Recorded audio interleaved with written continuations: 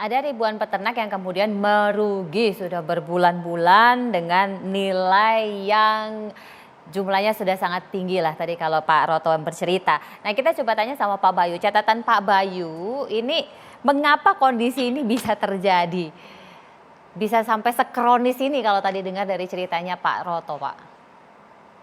Ini masalah dalam sistem agribisnis jagung dan unggas kita secara keseluruhan. Saya mulai justru dari yang tadi dikatakan oleh Pak Roto bahwa harga telur itu jatuh, hanya 13.000 tadi katanya, bahkan mungkin pada beberapa tempat lebih rendah. Harga yang wajar menurut beliau para peternak ini sekitar 21, 22, seharusnya bahkan 25.000. Nah, mengapa jatuh? Itu dulu pertama kali. Kan ternyata memang masalahnya adalah daya beli sekaligus berkurang atau hilangnya permintaan. Restoran itu baru buka. Hotel baru buka dan belum banyak menerima tamu, belum banyak aktivitasnya. Catering berhenti semuanya dan mantenan nggak ada, acara-acara. Jadi ada permintaan yang besar hilang dalam beberapa bulan terakhir ini, baik untuk telur dan juga pada cerita yang lain di daging ayam. Itu yang pertama ya. Saya membuat harga yang diterima oleh Pak Suroto dan kawan-kawan menjadi jatuh. Nah sebenarnya sih kalau mau dilihat dari situ, dan kira-kira sudah beberapa tahun yang lalu, saya dan Pak Firman misalnya sudah berdiskusi untuk mendorong investasi industri tepung telur, sehingga pada saat terjadi kelebihan produksi telur seperti ini diserap oleh industri, dirubah menjadi tepung, bisa disimpan dalam jangka waktu yang lama. Dan kita sebenarnya Indonesia ini industri makanan minumannya membutuhkan tepung telur dalam jumlah yang banyak. Itu satu sisi. Di sisi lain, sekarang masalah jagungnya.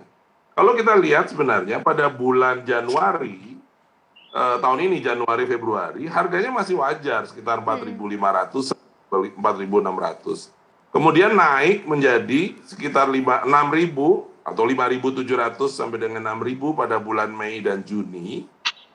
Ini menurut saya karena dua hal. Pertama, harga pasar dunia untuk jagung itu naik dalam periode yang sama. Di bulan Januari kira-kira masih sekitar $200 per ton, tapi di bulan Mei, Juni itu sudah $270, $280. Dan semua analisa menunjukkan bahwa harga luar negeri dengan harga dalam negeri itu bergerak beriringan.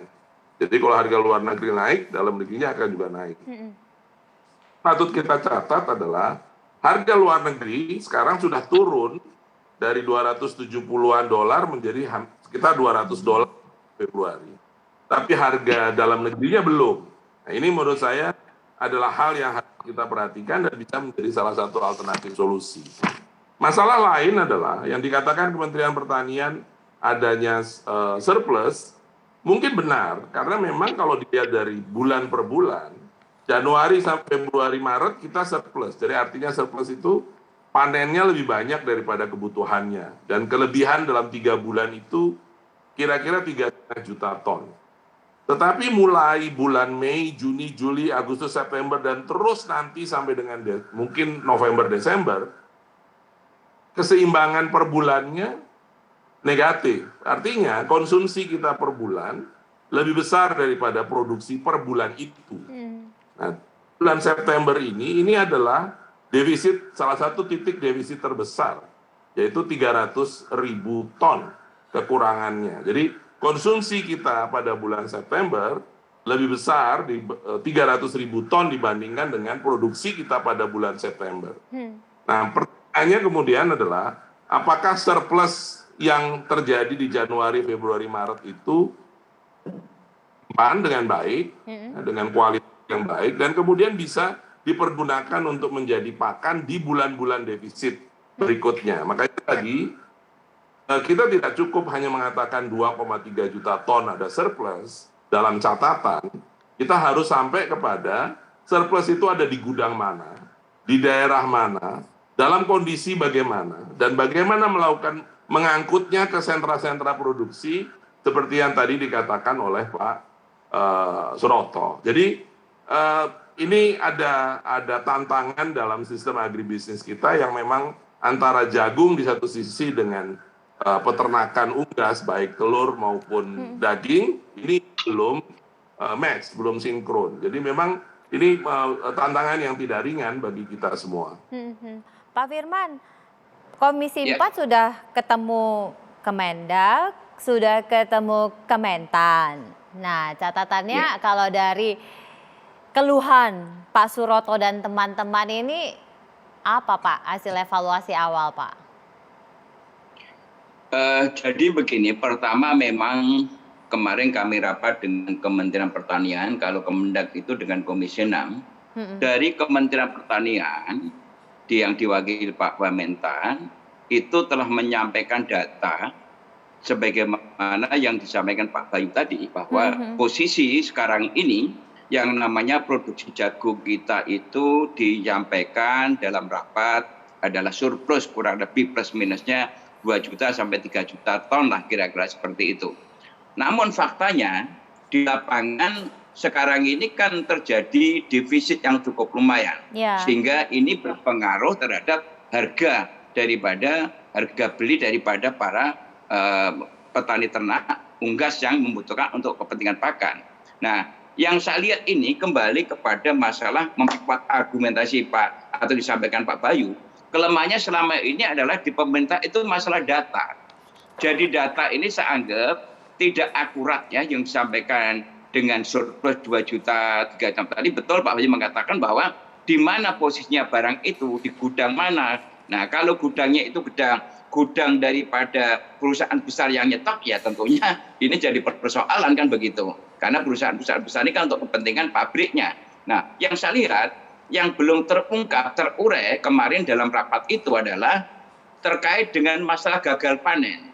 Gagal panen yang cukup lumayan besar, ini belum diperhitungkan oleh pemerintah. Saya baru saja, karena saya ini kan baru ditelepon TV One, atau kemudian disuruh jadi narasumber, atau kemudian saya ngecek kepada petani-petani di daerah. Bagaimana kondisi lapangan? Petani mengatakan harga beli dari petani cukup bagus, karena harga sekarang ini kan harga beli 5.000 sampai 5.500 dari petani. Ini kami senang Pak, tapi persoalannya adalah gagal panen akibat daripada hama tikus yang cukup besar. Akibatnya ini adalah produksinya ini menurun. Nah, ini persoalan.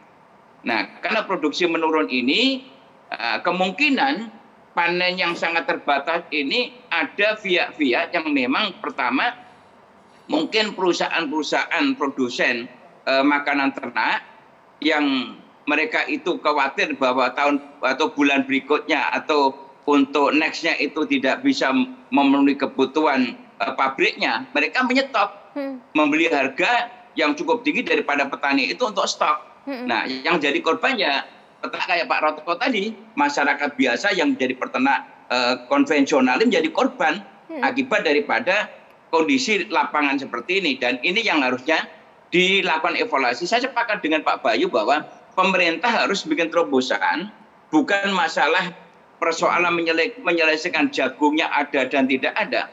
Pemerintah itu harus mulai bikin terobosan inovasi. Inovasinya adalah mungkin alternatif ya. Pertama mungkin kalau sampai terjadi gejolak harga seperti ini dan telurnya menurun, ya apa yang dilakukan? Ya tadi mendirikan pabrik tepung dan sebagainya. Ini kan bisa dilakukan lah. Ini yang sampai sekarang tidak pernah terjadi. Jadi harusnya preventif yang dilakukan atau tindakan-tindakan yang sifatnya itu untuk mengatasi force majeure seperti ini harus dilakukan oleh pemerintah. Saya rasa ini yang harus dilakukan. Tapi kalau ini terus menerus seperti ini, rasa-rasanya peternak unggas ini akan jadi korban. Belum nanti yang peternak unggas potong akibat kebijakan impor. Ini juga tertimpa masalah yang sama. Kalau tadi data yang disampaikan oleh Pak Bayu bahwa konsumennya itu menurun, produksinya tetap meningkat, ini akan terjadi persoalan gejolak harga. Dan ini akan para peternak unggas kita, baik petelur maupun daging, ini akan mengalami kerugian terus-menerus. Ya, ini berarti sekali lagi pemerintah harus mengantisipasi dengan inovasi-inovasi kira-kira kalau daging ayam itu mau dijadikan apa, kemudian telur mau dijadikan apa, kemudian untuk mengupdate data ini saya sarankan pada pemerintah ini harus dilakukan setiap minggu. Di by day-nya itu dilakukan koordinasi. Kalau perlu dibentuk desk gitu ya untuk memonitor baik itu gabah, beras, kemudian telur, bawang merah, itu harus dilakukan seperti itu. Ini kan teknologi sudah canggih, dari desa sudah bisa melaporkan. Nah ini yang kelihatannya pemerintah tidak siap. Bicara teknologi petani milenial, tetapi tidak siap dengan komponen-komponen yang menjadi kebutuhan. Dan ini kalau dilakukan saya rasa luar biasa. Baik. Nanti kita akan coba tanya, di sini ada peternak yang juga menjadi korban. Bagaimana kemudian anggota dari paguyuban ini mensiasati supaya bisa tetap bertahan hidup dengan kondisi yang sedemikian menyulitkan. Sesaat lagi tetaplah bersama kami.